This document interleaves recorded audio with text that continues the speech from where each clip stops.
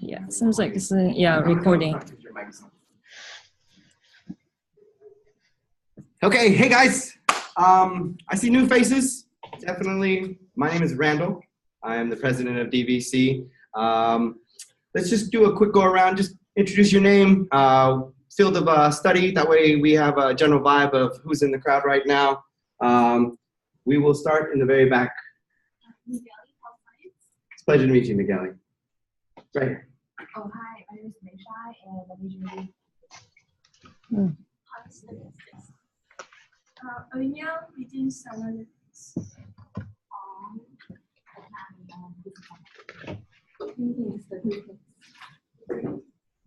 I'm Arnold, and my major is business analytics. In biology. And it's good to see you again. Hi, come on in. And who are you? Stephanie, which major are you in? Biology. Biology? Come on in, Stephanie. So you come into DVC, come watch. Who are you? Paul. I'm Randall. Nice to meet you. Come on in, Paul. Come on in. It's nice to see new faces, new members. We're definitely up and running. We got good stuff today. As you know, today we got a guest speaker. We've got some exciting data artistic presentation coming your way. After her presentation, I will do the general updates. I'm going to talk to you about what's happening with DVC, some important things that are coming, especially with the upcoming carnival. And as mentioned, today is the day where DVC is going to come together and we're actually going to help each other in what type of problems are you having with your homeworks, what types of problems are you having with your analytics, what types of visuals we can possibly help to make sure you're getting those done. Struggles with R, struggles with whatever we can do. And that's part of today. So I'm going to let Dr. Han take over because we only got an hour with her. And so please give her a round of applause. Thank you, guys. It's up to you guys. If it's completely dark, maybe on? Yeah, so that I can see you guys' face and interaction. All right. It's great to see you guys. My name is Yoon. Thanks for introduction, Randall. So I'm currently assistant professor in graphic and interactive design in visual art department. So yeah, you guys are here, but there's a VA visual art building. Just yeah, a little bit, like 1 minute from here. A totally different world. We are making weird things, visuals, sound, whatever, video. So I'm teaching junior and senior level graphic design courses and graduate student level courses as well. So yeah, this is my 3rd year, actually, very exciting. So today, Randall invited me here. So I never heard that there's a database student club, which is really great. Actually, I was about to actually make that kind of club, this kind of club, but it's really great that you guys already have. So I think it's, I'm actually teaching data visualization too in my senior level graphic design courses. So you guys, if you are interested, you can jump in. Yeah. So yeah, so today I'm gonna introduce myself and also talk on my works, and I'll just show some of the tools I used, so you guys can kind of get some, little information about what is a database. So I think you guys have really diverse, background. Anybody done making database before, any visualization? Yeah. Okay. Mostly analysis, data analysis. Okay, and so which tool did you use? What kinds of software? Oh, okay. Oh, cool. Yeah, cool. Okay, so that's really very, very actually really important tools actually to start on. So there are actually many tools. In database, I think there's really a huge job market and database. All the companies and the service product actually needs to analyze the data. So that's actually really important. So it's growing more and more. So my approach is to find the data to read some meaningful narratives behind the data. So there are a lot of interesting things you can actually learn from data. Data is not just numbers. There are a lot of things going on, right? So yeah, the slide is a little long, so I'll probably skip it a little bit. So born and raised Seoul, South Korea. Anybody been there, this city? Okay, you're here, from here? Okay, cool. All right. So my background is actually graphic design. I studied this university in Seoul, and yeah, my background is totally graphic design, like really making like a designing logo, poster, brochure. You know, a lot of typography, correct experimentation, and yeah, that was my foundation actually. So I studied graphic design undergrad. And I got an internship in Samsung and work as a UX. I'm not sure you guys turn about UX. It's actually user experience design. So, you know, whatever you guys are experiencing through this mobile device or tablet or, you know, the laptop, everything can be regarded as a user experience. So I worked at the Samsung Electronics as a UX designer for a few years. And yeah, this is actually the first phone actually I jumped in and made it. So my contribution was to design little like a graphic user interface, like icons. So at the time it was just a really starting point of the UX UI design. But I want to kind of explore more new media and new interaction. So I got back to my university. I met my faculty advisor. What should I do? What should I do? And he actually recommended me to go United States because he actually recommended me to go graduate school. But thing is actually at the time, so there's not many, you know, intermedia or interaction design like courses. Now actually there are a lot actually, but there's not many. There was no like interdisciplinary like a base, you know, program. So he had recommended me to go United States. So I started my master MFA, Master of Fine Arts degree program in UCLA. So there's a program called the Design Media Arts. So where it's actually where I started studying various like interactive media design, little like artworks. So I'm not gonna actually go too much details. This is some experimentation actually I've done in UCLA in my master program. Yeah. So my question was, what would be the new interactivity I can actually explore? How actually new media technology can kind of impact to the user interaction? So that was my question. So also after I finished my master, I actually went to UC Santa Barbara, where actually have the new media technology PhD program actually. So I started my PhD and finish up. And I'm not gonna actually go too much details. So that's super brief. Yeah, the idea about my background. So my research interests is all about the data. So as I said briefly, you know, everyone probably agrees and you know work on this part. You know, data is matter. You know, data tells many things. So I think data tells stories. You know, there's a lot of hidden narratives. And there's we can actually learn some kind of cultures. I think, you know, it actually impacts to society, culture, or communities. There are a lot of, you know, things we can actually learn, and we can actually find some solutions for some kind of issues through, you know, data analysis. I think, yeah, there's a hidden patterns, and we can learn about the relationships. So I think that's the kind of core part of the data. And also, as a designer, my role is to visualize the data, you know, because the data is really hard to understand at first glance, right? It's all a lot of, you know, especially big data. There are a lot of numbers, complicated system. You have to polish the data, you have to filter it, and you have to, well, it's actually, you know, visuals are very easier to understand, right? The visual aid actually is very important. So my approach is to kind of reduce the gap between the visual, like a sensory part, and also not only just a visual, I'm actually incorporating audio part as well. So I'm transforming the data to the audio as well, not only just visual. So I'm trying to reduce this gap actually, so between the visual and audio, and also try to let people understand about the data and information. So I'm using kind of multi-sensory kind of aspect into my work. So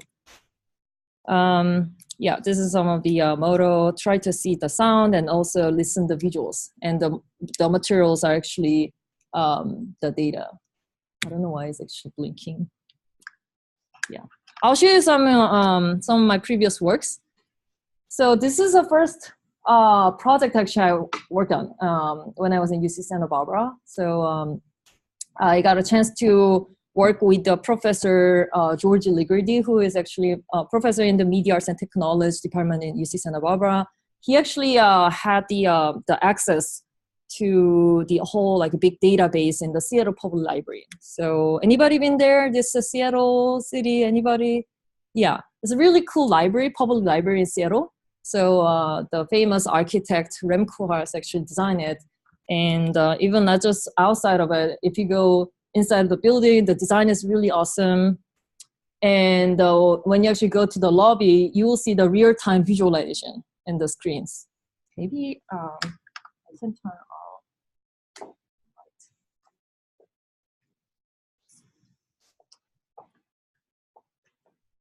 So what is going on here is whenever people actually come and check out books or DVDs, whatever, any kind of items in the library and they return it, in real time, actually, it shows the whole, like, the title of the items and like timelines.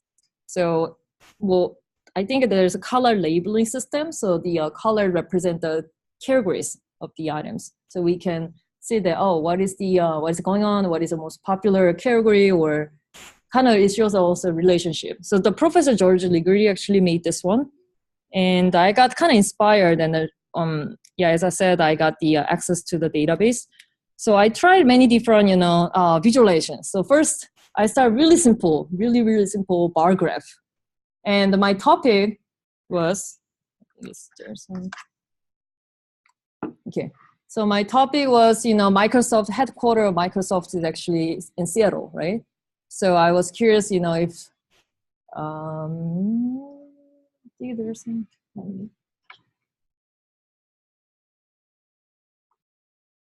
There's a little cable issue. Yeah, so I kind of extract the data related to Microsoft and Apple, those two big, IT companies.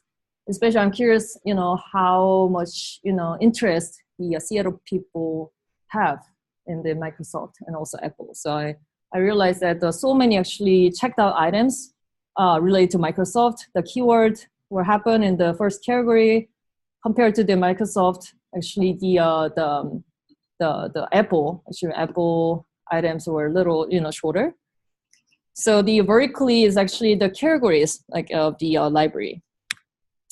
And based on the time, is another really simple visualization, from left to right, actually timeline based on like yearly created visualization from 2000, I think it's 6 or 7 to 2015. So in the old days, 2006, the people actually check out the items related to Microsoft more, but it's kind of, gradually like it's changing, reducing, and many people kind of got more interest in the Apple. So really simple visualization, but we can kind of understand about some kind of, the changes and what's going on in that, the topics.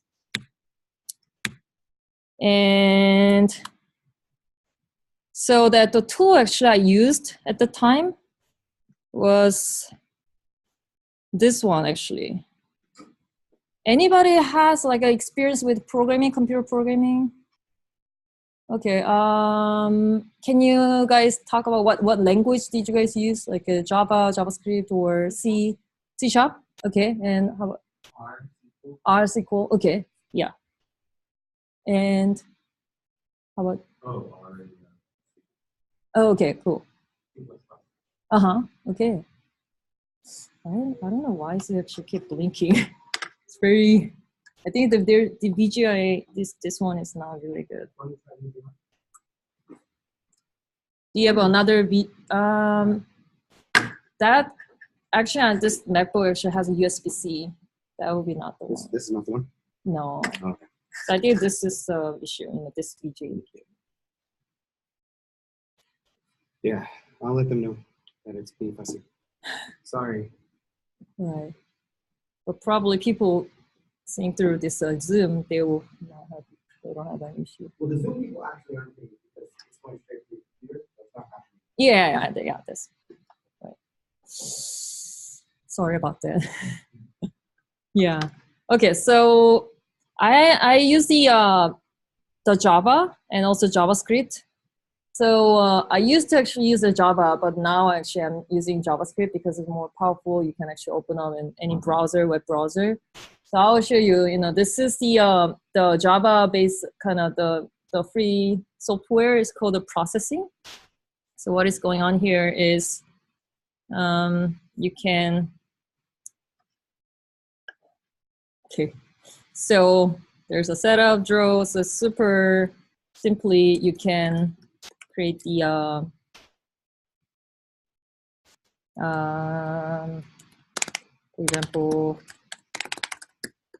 you can create the circle by typing, and you can add the kind of fill color, and you can open up the canvas. Ta-da! Yeah, so what I actually did is just I added 2 lines of code and you have a white dot. Isn't it amazing? Okay, well, yeah. And then, so what's going on is there's the ellipse object, and this first 2 thing actually control the position. So right now it has a 200 and x-axis, 200 and the y-axis. The size of the ellipse is a 50 by 50, the right circle. So even you can change it to mouse position, so make it interactive. Refresh it. So you can draw something like this, kind of follows your mouse interaction. You can have stroke. So only have a stroke, and instead of fill color, just change it to no fill. Oops. Like that. So yeah, so instead of fill color, you can only have outlines and you can draw it. Or you can have, yeah, I actually create the 2 variables. So something like ellipse and circle X, and the 250 and 50 and 50, and circle X can have some kind of iteration at the speed. So you can make a simple animation, basically. So what is going on here is that this variable X keep changing, by adding speed X. Isn't it amazing, guys? Ta-da! Yeah. Yeah, so you can, change the color as well.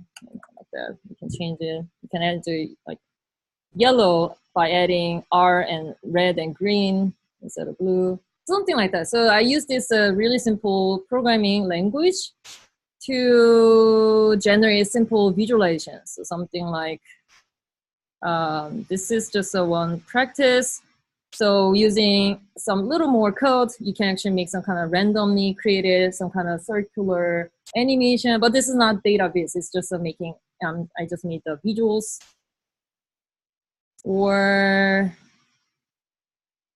So this is the next project I have actually worked on.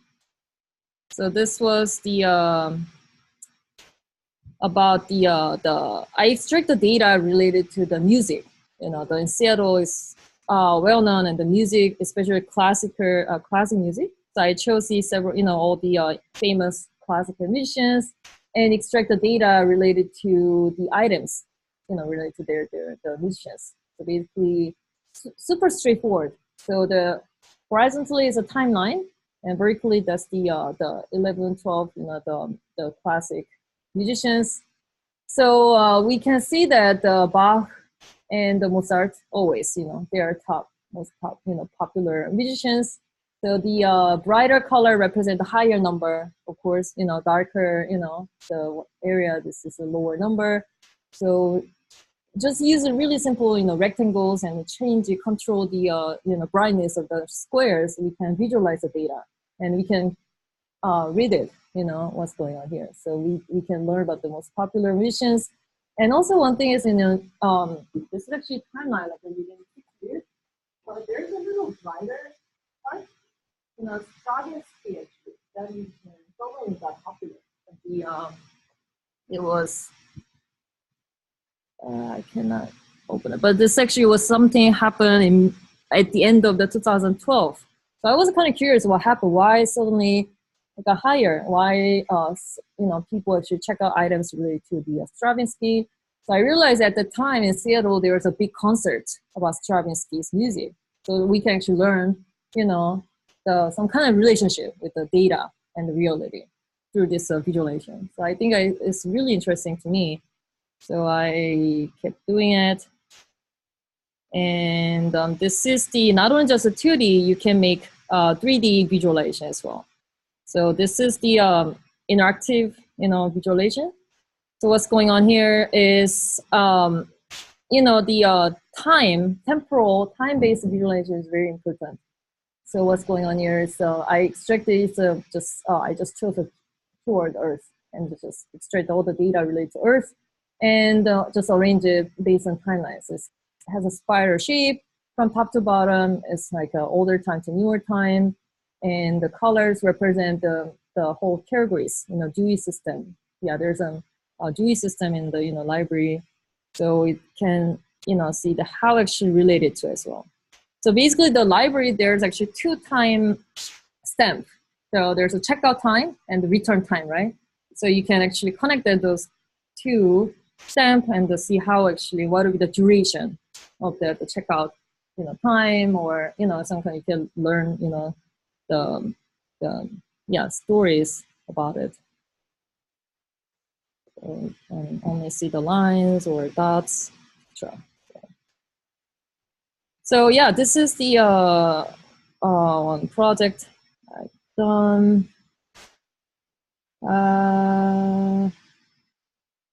Yeah, just super quickly. This is the another really simple visualization. I'm from South Korea. I was curious about the North Korea relationship between North Korea and South Korea. It's still going on. Always there's a troubles, But yeah, I extracted, and there's a kind of peak point, and sometime in 2006, and like sometime in 2010, the both actually have like related to the North Korea and South Korea. So I was curious what's going on, and I checked that there was a big nuclear test, and North Korea was still going on. It's kind of yeah, very annoying, but it's still going on. But probably that big thing happened, and maybe Seattle Public Library, the Seattle, people actually probably are interested about it. And at the 2010, Kim Jong-un became dictator in North Korea. So many people probably curious about the kind of relationship with the South Korea. So yeah, I actually think it's very interesting aspect. So some of the other work is, still use the Seattle Public Library data. This is really simple arc line actually. So in visualization, one key part is actually, I recommend just using really simple shape, like a line or circle. So, and then because already data is really complicated, there are a lot of things going on. So in visualization, if you are using really complicated thing, it will be too much. It will be too overwhelmed. So my recommendation is to use really simple element, but try to aggregate it, by visualizing. So you will see some kind of hidden pattern, basically. Okay. So something like this. So I use a one simple arc line to visualize that whole, like a library checkout items. So we can see that if the arc is actually really bigger, then it means that there's a huge, like a longer duration on the checkout item. So probably somebody didn't, return it for like a few years or more than 5 years. Yeah, but mostly people are good, so they are actually return it on time. So this smaller, shorter arc lines represent the good, people's like a return activity. So this is some prototype of this visualization, and I got the chance to show this work in UC Santa Barbara's really cool facility.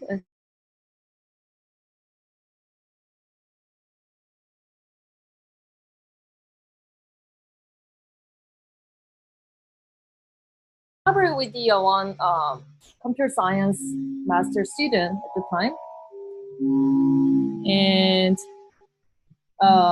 what we actually done is we create the iPad application that directly connect to the database. And you can type any keyword and you can retrieve the data from the database. And whenever you kind of search the keyword and retrieve it, it instantly draws arc lines on the screen. So you can read it, some patterns or what is the most popular categories under that keyword. Yeah, like also you can zoom in and out and see the details. And whenever it's created, you probably are listening some weird like a sound, music, whatever. So each kind of arc throws some kind of sound, like some simple, really simple, just kind of sound. So it also, the each category represents different the frequency of the sound as well. So this was the yeah. So data is already created, but you can investigate many things actually by using this kind of visualization and interactivity as well. So I think interactivity opens up many kind of doors to understand about the data. Next project is the about the Louvre Museum. So I got I collaborate with the data scientists in the MIT Sensible City Lab, and I was the visiting scholar at the time, and my project was to visualize the Louvre Museum's data. So anybody been there? This awesome museum in Paris? Okay.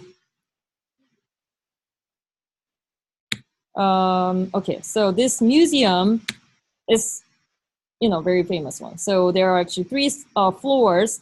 So the data actually I got was the people's movement data. The people actually are moving around the buildings, the museum, right? And the data scientists actually installed some sensors around the corners of the walls. And whenever actually the participants actually hold some kind of special device and pass around, they actually each sensor kind of records a timestamp. And the whole data is about all the timestamp. Whenever they actually pass around the sensors, they actually make the timestamp is all the aggregated like timestamp.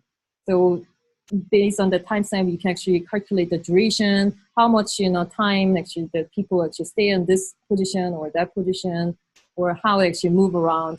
So that was the kind of data we actually explored. So the idea is super simple. So it's very straightforward. And the question was, what actually makes them to stop or move forward, in the building. So literally, I got I used the JavaScript library called D3.js. So what is going on here is I got the position of the whole like people's movement, and literally just visualize it based on their location.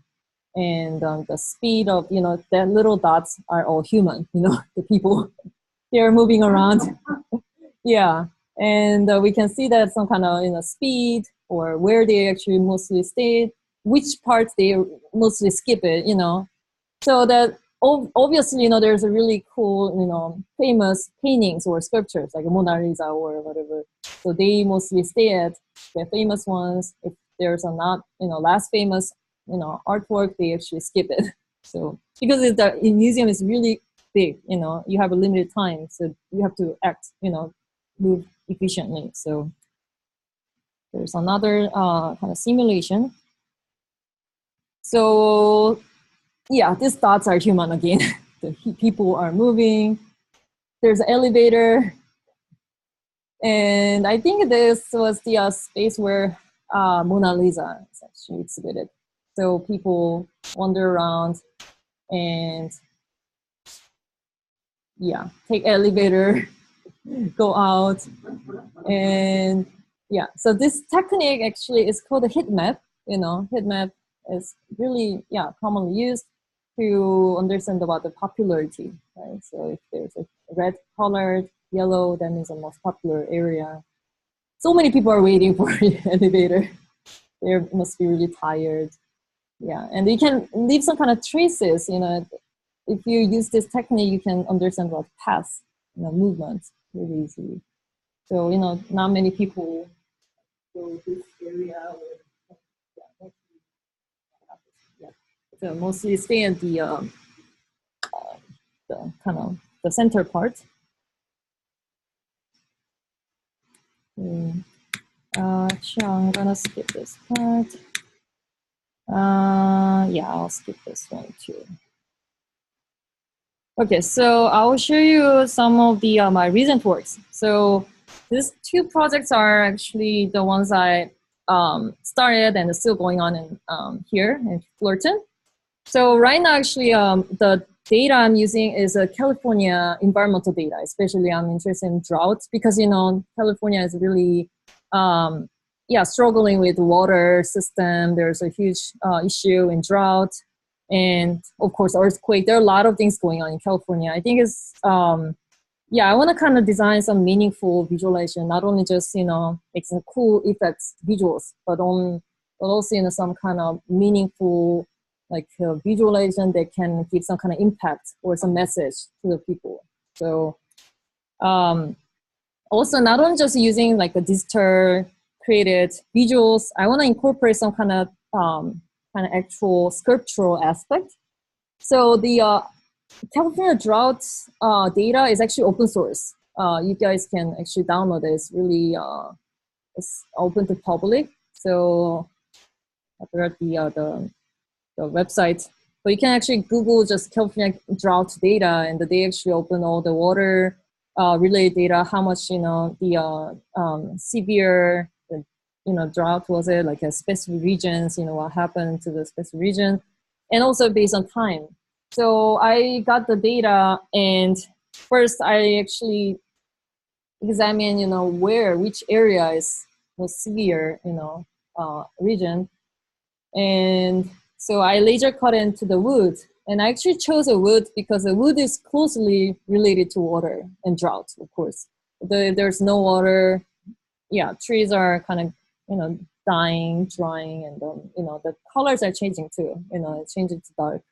So what is going on here is the from 2011 to 12, 13, 14, 15, 16. So 14 was the most severe year, 14 and 15. And 16 is kind of getting better, but actually right now we are in 18, but still it's not perfectly, you know, resolved. It's still going on. Drought is still going on. But 14 and 15, they're most of, you know, 70% of the California is struggling with the drought. So I simply laser cut it and added some kind of layering system. So if there are more like multiple layers, that means that the California drought is getting, you know, that's severe. And that sculptures actually depict the what happened before, like a past. But I was wondering, you know, what would be the current stage and what actions we can actually make to resolve this issue. So I used the projection mapping technique, and I visualized the data into really simple visualization. So this is the D3.js. D3.js. This is the JavaScript library, super popularly used. It's open source, you can download it. And if you know about the HTML, CSS, JavaScript, especially if JavaScript is really easy to learn. And there are a lot of examples and good documentation, so you can download it. And yeah, if you know about the HTML, CSS, you probably understand what is going on this one. So you can just simply embed it into the head part on your HTML, kind of link it.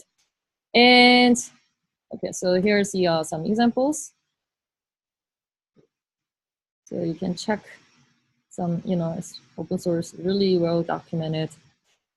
Like yeah, this is the most powerful part of this one is you can open your visualizer anywhere, like in browsers.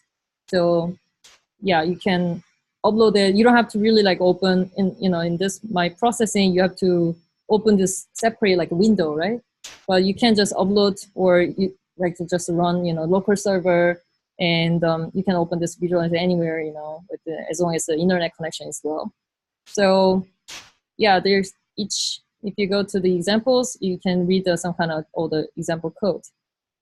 So there's index.html, and there's a linking part. You can, this is where you link that JavaScript D3.js library. This is the actual, the parts that you visualize the data. And JSON, or there are a lot of things, but JSON is the good, the data format that you can use for this D3. So it seems like this is using what it's about. Yeah, I don't know, but yeah. So this is the and you need understanding about the SVG too, to draw some kind of vector graphics. So yeah, I actually use this library to make this visualization. Let me make full screen. Yeah, so what is going on here is, okay. All right. So right now, this is the month and day and year. So from very old time, kind of right now actually going slower, but yeah, it kind of goes through whole database related to California drought, and especially water system. So these dots represent the regions where waters goes mostly, like for example, like a big lake or reservoirs. So as time goes by, actually, especially that time reaches to the 2014 or 15, the dots are getting really smaller because the water is, lacking. There's not much water.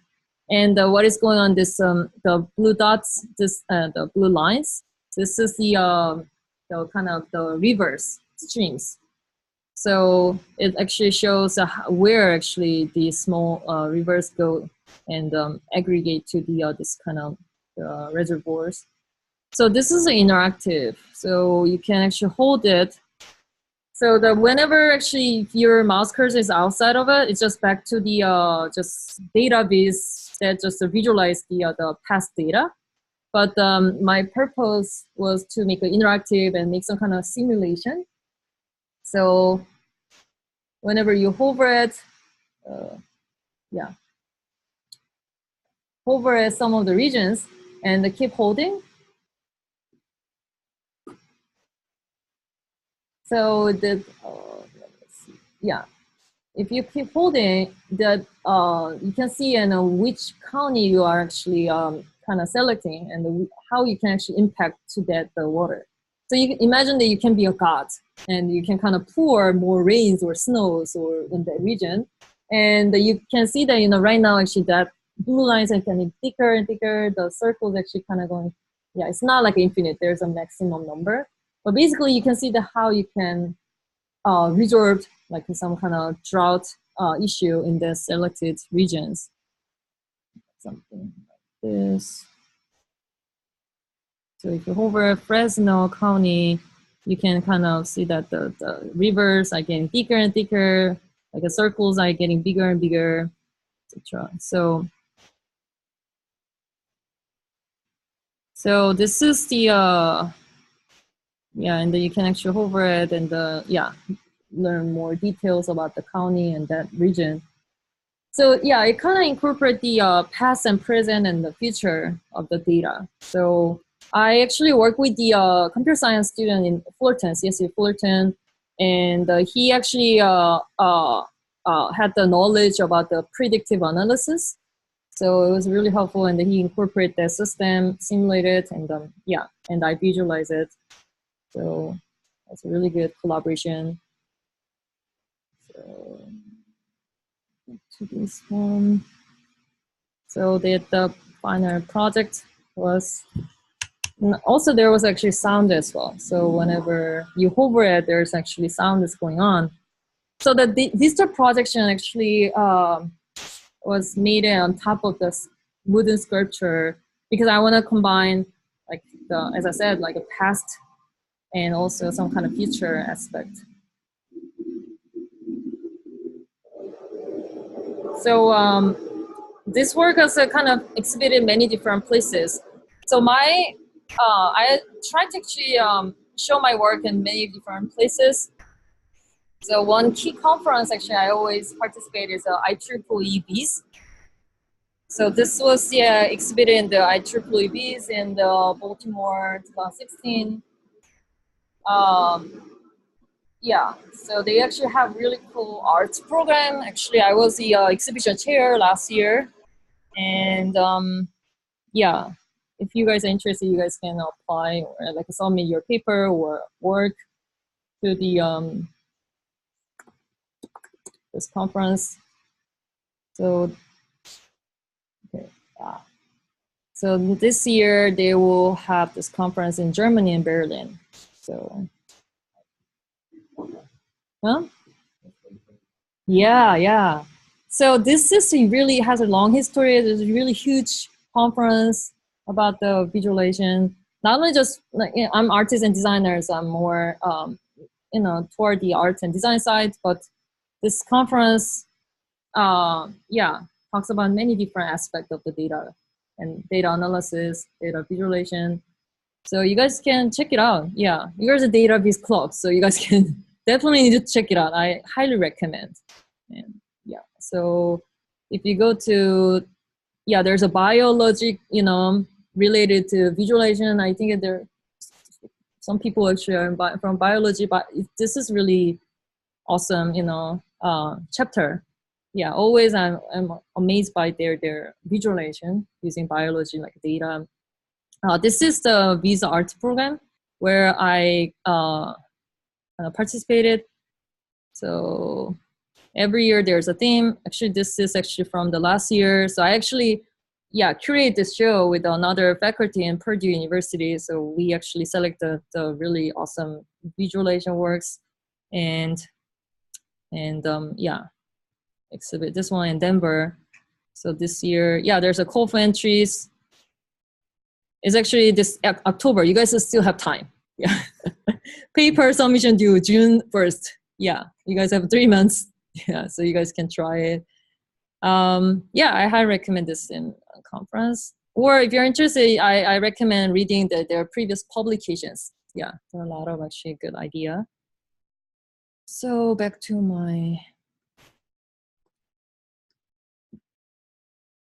Okay, so the last project I'm gonna show is the kind of related to drought. So I realized that the drought impact many different parts, but one thing is this poor little cute guys, sea lions. The sea lions are dying because of the drought. Global warming, no food. Basically, the main reason is actually the food. They don't have enough food to eat. That's the main thing. And why there's no food? Because of the many causes actually impact to the food. So I was curious about what really actually the causes and how it actually impact to this little poor cute guys. So I got the this data is also open source. You guys can also get the data. So and NOAA, this government, this website talks about all the issues and the open all the data. So this is the one I actually made it. Last October, I actually exhibited this work in the Long Beach. So what is going on here is there's two circles, and the left one represent all the causes, like the kind of the global warming related causes, like a sea level or carbon dioxide or, can't remember actually. So I have to open it. So as I said, I used this D3, this library, and here's the this is my website, and this is the project website. So this is a interactive version, so you can hover it. So basically, there are actually 1, 2, 3, 4 layers. So it's all the four causes that actually impact to this one. So this is the causes, and this is all the data related to sea lion. So there's the sea lions trending, their population, their weight, you know, and there's actually four key kind of foods, like the anchovy, sardine, or some squid. They're eating really little food. So this is the presets for the key years. So 2008, you know, this is actually population. This circle. So it actually each circle, each layer actually has a kind of maximum to minimum, right? So right now it's pretty thick, right? So there's much, you know, enough population. But 2016 compared to 8, you know, the population reduced. Really, yeah, it's a really serious problem. Yeah, and compared to 8 and 16, but compared to this one, you know, the sea level, ocean heat, carbon dioxide actually got higher. Yeah, if you see like a thicker circle layer, that means actually the number goes higher. So you can see how actually they are related. Yeah, so yeah, gradually they are changing over time. So you can, yeah, check that out. And if you hover it, you can read details. So basically one important part in the database is you have to actually know the kind of big picture, like an overview at first glance. And you have to also, at the same time, you have to be able to, you know, read details as well. So details and the whole overview, those two parts are very important. So, yeah, in this case, you know, we can see that it's just really simple, two circles, and can see that how it's related, but at the same time, we can read the, you know, this kind of numbers, kind of detailed data. And there's actually a little UI part at the bottom. So you can kind of tweak it. Yeah, tweak the data and how it actually, see how it actually related. So if you increase the ocean heat, yeah, you can see that population got really thinner, etc. So this is running in, yeah, Google Chrome browser. So I think it's really powerful. So this was the, I used the kind of projection mapping technique. So I had the 3 graphic design student assistant and 1 CS student actually who is still working with me. So yeah, we built the prototype, and they're smiling about this, yeah, achievement. And it was exhibited in the one art event in Long Beach. It was called the Pump, and last October, like that.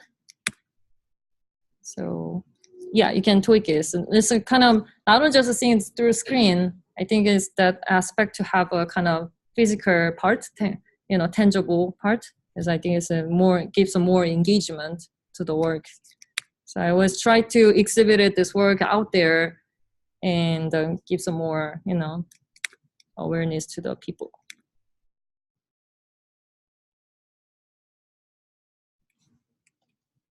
Okay, so it was a prototype.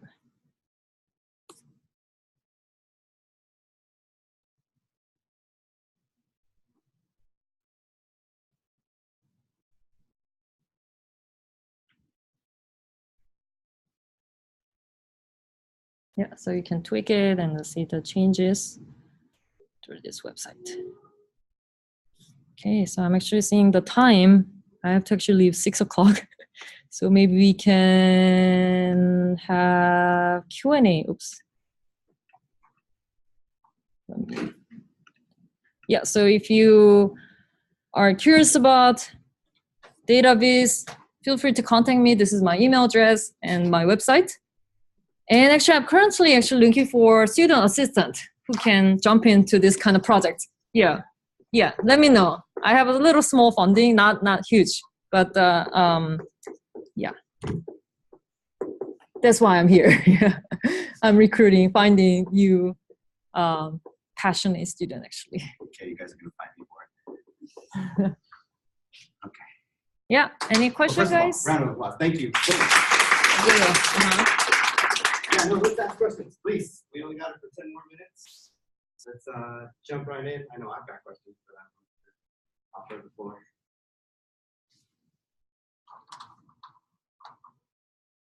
What's gonna be your next project?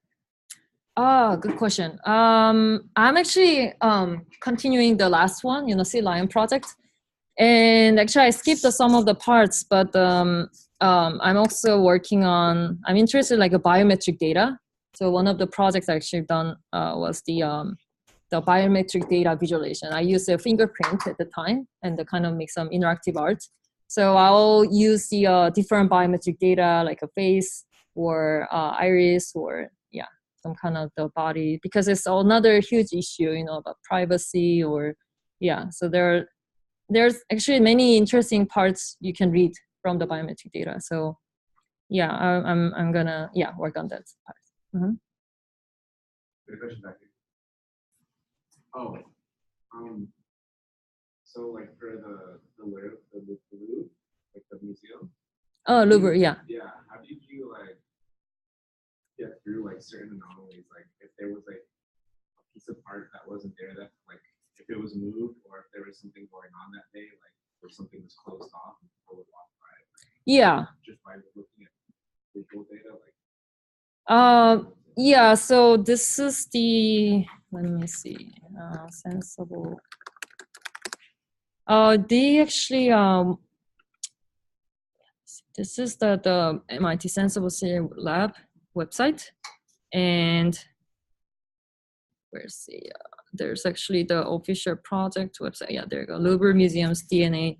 So my role was to actually visualize it, and the data scientists, this is interactive.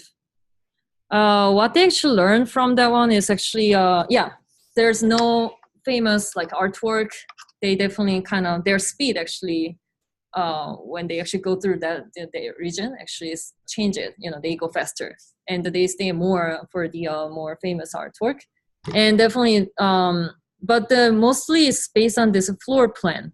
Yeah, they move around, and definitely they kind of avoid the corners, more use the elevators, more actually stay on this like entrance part where actually you have to wait for your friends or families. And this is kind of, meeting point.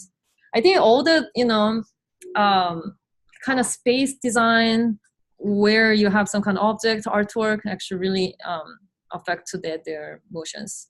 Yeah, I don't know about the temporary thing, like a closing part. I think because of the data actually was archived, I think in only like during 1 week, I think at the time, the data scientists only used, can install the sensors in, I think 1 week, as I remember. Yeah, so probably there's no really special occasions at the time. Yeah. So the data was collected in a small time frame. Yes, yeah, not like 1 year or, yeah. Uh-huh. How many data scientists did you work with? I think, let's see, actually there's the lead data scientist and there's assistant. So I actually closely work with the Yuji Yoshima. Yeah, he was the data collector. He actually collect everything on their own. But there's another key kind of collaborator, data scientist. I think at the time they're actually these two people were the core parts, and this is me. And they're actually one more kind of supportive, like a data scientist. Actually, he actually contributed to make some kind of pre-simulation, before I started visualizing. Actually, he made a little pre-simulation, and I, based on it, actually jump into this visualization part. Yeah. So usually this lab, the project is all really group project, and there's an idea. Some people actually propose idea, bring the data, and try to gather people who are interested. So at the time, I was very interested this one and jump in and work it. Yeah. It's always actually really interesting to work with the people in different disciplines. It creates a really interesting synergy. Sometimes troubles, of course, because there's each different discipline requires different way of thinking. But at some point, like when you meet the good point and make some synergies, really makes a really awesome project, I think. Yeah. Alright, well, so like I know at the beginning of this you said that you're attempting to close the gap between video and audio, like video and audio for people. Mm-hmm. And so, like when it came to the experiment about the droughts in California, Mm-hmm.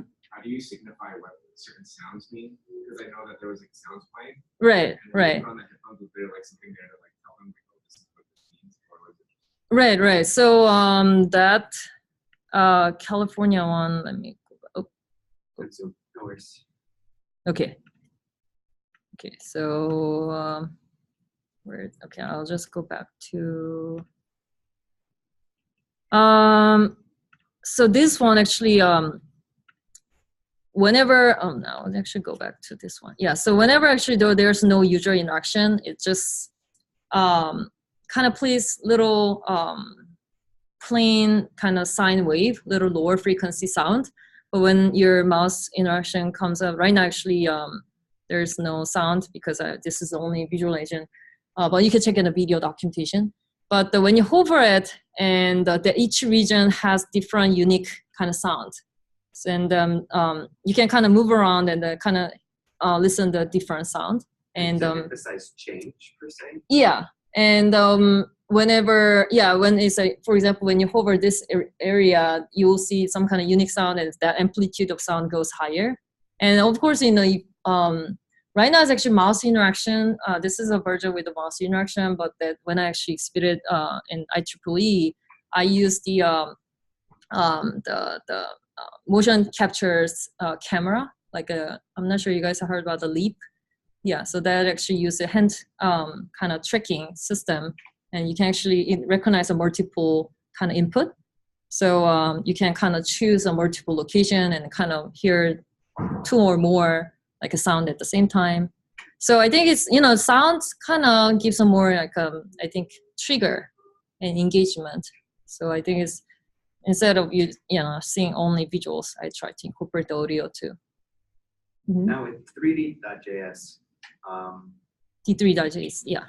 We, like myself, many others, never heard of it until you had brought it to our attention. Uh-huh. And so to a starting point, you reference what they have and the code that goes with them, but they do need Java script background in order to implement those types of practices. To say, I'd like to try and do this visual, I must already have that background first. And so, and I know through our university, lynda.com, they actually have free access to those materials. There are plenty JavaScript tutorials to teach you. So if this is something that you're interested in learning in regards, because you can clearly see the advantage of this platform is you can have your visuals displayed anywhere. You don't need it to be on your computer. It can be on his computer. It can be on their computer. It's just, let me call upon my visual to show you.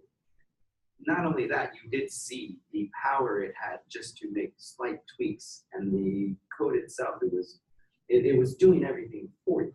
So hence it made the story more engaging. You were looking at a movie more than you were looking at a piece of art almost at that time. So this is one of the big reasons why I really wanted Dr. Han to come and talk to you guys to show you that this exists. I don't have any background in Java, but I do know many people do. Many people start that way, actually. So this would be a way for you to start moving forward, because there are research competitions coming up. We have an assembly coming, whether that's too soon or too late, but Data Fest is in April. What about next semester? What about next year? What about, these are the types of things to help you get into grad school and your PhD schools, because you're making yourself stick out, because you're able to tell a story better than other people. And so Dr. Han does have to go. Please again give her another round of applause. Thank you, guys. Dr. Han, just for reference, so I can post this out to everybody who did not get to attend today, are you looking for specific qualifications in a research assistant, so I can make sure that they know what you're looking for? Passion. Okay. And willingness to learn new things. Yeah, definitely. of Okay. course. No specific background necessary? But if actually there's a little background on the programming language, that'll be really great. Like Okay. JavaScript is the core So part. preferred JavaScript Yeah, background? Okay. yeah. Because, But they or don't willingness have to Java. learn it. Okay. Yeah, throughout this project. Yeah, because actually the CS student actually who worked with me, actually he knows briefly about JavaScript, but through this project he learned a lot. He actually self-taught and make that cool So if this is something visualization. you're looking into, Gleb, this opportunity to grow Yeah. with Java and visuals, you need to send Dr. Han an email, and I hope I don't give you a mass flood of like 12 people who are interested. Well, But yeah, that would be great. I will let you. Hi I will guys. let you know. I will send it out to our entire database. We now have over 35 members in our club, so we will easily let them know that this is available. Yeah, Okay. sure. Thank Yeah, you. great. Thank Thank you. you. Bye, guys. Thank you. That was awesome.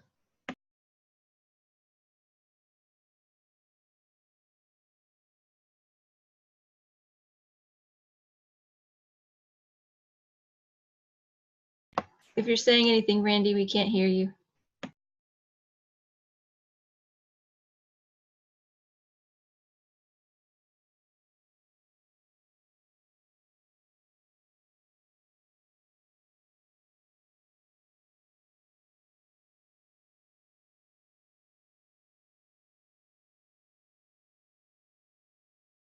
Randy, we can't hear you.